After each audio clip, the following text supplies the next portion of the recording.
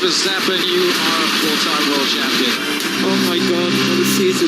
Et voilà, c'est fait, c'est plié. Max Verstappen est maintenant un quadruple champion du monde de Formule 1. Il a gagné le titre officiellement là, pour cette saison 2024. Il rejoint donc Alain Prost et Sébastien Vettel, autres champions du monde ayant 4 titres à leur actif. Alors ça a été un week-end très difficile sur le circuit de Las Vegas, avec une piste très froide, nocturne, Grand Prix nocturne, donc aucun soleil pour réchauffer l'asphalte. Et qui s'en est sorti le mieux dans ces conditions? Et bien aussi surprenant que ça puisse paraître, Mercedes, qui vraiment dès les essais là ont été phénoménaux, vraiment aucun problème au niveau de la gestion des pneus comparativement aux autres écuries, Ferrari, surtout McLaren et Red Bull qui avaient des difficultés à mettre leur gomme en température, à trouver du grip, à tel point que George Russell prend la pole position le samedi. Hamilton s'est loupé par contre, part en 10e position. On sentait que les Ferrari aussi avaient repris du terrain pendant les essais du samedi, donc ils ont réussi quand même à se classer assez bien, avec Sainz en 2e place sur la grille et Leclerc en 4e place. Verstappen a fait la première partie du job en se qualifiant 5e devant Lando Norris qui était 6e, et Perez encore une fois a raté la première partie de la qualification, donc il part 16e sur la grille. Mais le clou du samedi, ça a été cette incroyable performance de Pierre Gasly sur l'Alpine qui part de la 3e position, totalement inattendue. Et Verstappen au début de ce Grand Prix savait qu'il n'avait qu'une seule chose à faire pour être titré champion du monde, il fallait qu'il termine devant Lando Norris, peu importe sa position. Et c'est ce que fait Max dès le premier tour, au premier virage, il réussit à conserver l'avantage sur Lando Norris, et petit à petit, tour après tour, il s'éloigne de son rival pour le titre. Alors il était en lice, Max, pour un podium, après les premiers arrêts au puits, il était quand même bien placé, mais les Ferrari arrivaient mieux à gérer les pneus, ils ont réussi à remonter sur Verstappen, et Verstappen a été très stratégique, cette fois il a décidé de ne pas se battre, il savait qu'il était devant Lando Norris, c'était la seule chose qui comptait. Mais à l'avant, c'est George Russell qui partait de la pole et qui a totalement maîtrisé ce Grand Prix de bout en bout, vraiment au niveau des pneus, une gestion parfaite, aucune erreur. Il a réussi à conserver Leclerc derrière lui qu'il a attaqué plusieurs fois au début du Grand Prix.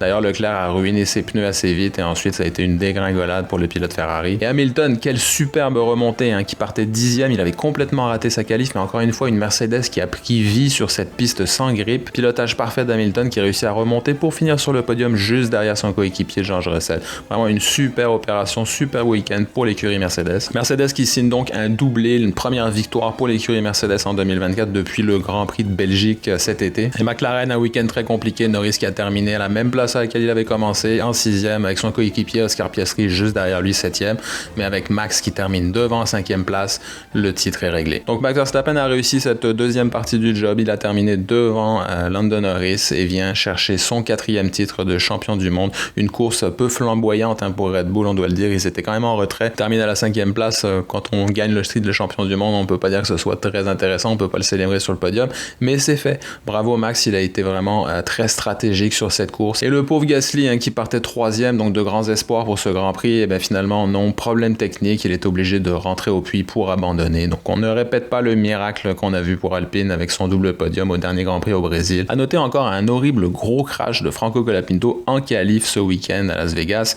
Il avait déjà eu 2 gros crashs au Brésil. Là, ça fait 3 en 2 courses, ça commence à faire beaucoup, ça coûte cher. Williams a vraiment travaillé très très fort pour réussir à réparer sa monoplace pour qu'il puisse prendre le départ du Grand Prix. Autant il avait vraiment très bien réussi son entrée en Formule 1, il avait ébloui tout le monde en mettant des points, en étant vraiment très solide, en ne faisant pas d'erreur. Mais là, c'est des gros crashs qui coûtent très cher, qui donnent une très mauvaise image de lui. Alors s'il veut avoir un baquet l'année prochaine ou plus tard en 2026, il va falloir qu'il se ressaisisse très très vite, le jeune Argentin. Alors voilà, pour conclure, je dirais simplement bravo Max Verstappen, bravo. Ce titre, il a vraiment été le chercher, il a cravaché fort. C'est vraiment pas comme 2021 par exemple. Bon, on sait ce qui s'est passé à la dernière course. Hamilton le méritait tout autant, ce titre-là, c'était 50-50. 2022-2023, des titres qu'il a réussi quand même à obtenir beaucoup plus facilement avec une monoplace qui était dominatrice et un coéquipier qui était dans les pâquerettes. Mais là vraiment, ce titre 2024 pour Max Verstappen, ça me fait penser au titre de Jenson Button sur Brown GP en 2009. Donc un début de saison tonitruant avec beaucoup de victoires. Et ensuite une course au développement compliqué avec les autres écuries qui rattrapent et même qui dépassent. Et donc cette obligation de jouer un petit peu mathématiquement la stratégie, de récupérer des points course après course pour vraiment conserver cette avance. Et c'est ce que Max a fait, c'est ce que Red Bull a fait. Et voilà, il est quadruple champion du monde maintenant. Et bravo aussi à l'écurie Red Bull. On le rappelle peut-être pas assez souvent, mais c'est une jeune écurie. Red Bull, ça fait seulement 20 ans qu'ils sont sur la grille. Ils ont 4 titres de champion du monde pilote pour Sébastien Vettel et maintenant 4 titres de champion du monde pilote pour Max Verstappen. Alors franchement, c'est très très très très fort. Là, 8 titres pilotes comme ça sur 20 ans d'existence, c'est énorme. Alors pour le titre constructeur, par contre, cette année, on repassera à la faute à un Sergio qui est vraiment bien mûr pour la retraite. D'ailleurs, regardons le classement constructeur. Alors McLaren toujours en tête avec 608 points, 584 pour Ferrari en deuxième place, 555 pour Red Bull en troisième. Donc c'est de plus en plus compliqué pour Red Bull. Il faudrait absolument que Perez mette des gros points s'ils veulent récupérer le titre. On s'attend plutôt à une bataille entre McLaren et Ferrari qui sont quand même très proches. Et l'autre bataille qui est très intéressante, c'est entre la 6e et la 8e place entre Haas, Alpine et RB Visa Cash App. C'est très très très serré. Il y a 4 points d'écart entre la 6e et la 8e place.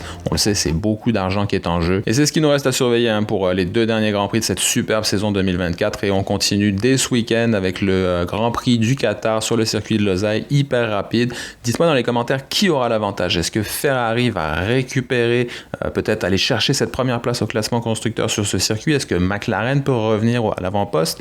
Est-ce que Red Bull va continuer son retour en forme? Est-ce que Mercedes pourrait nous surprendre et reprendre une autre victoire? Ça paraît plus difficile parce qu'il va faire très chaud là-bas, ça ne sera pas les mêmes conditions. Alors dites-moi dans les commentaires, je vous dis merci, abonnez-vous, laissez un like, on se revoit très bientôt pour le prochain débrief. C'était Formula Tom, ciao!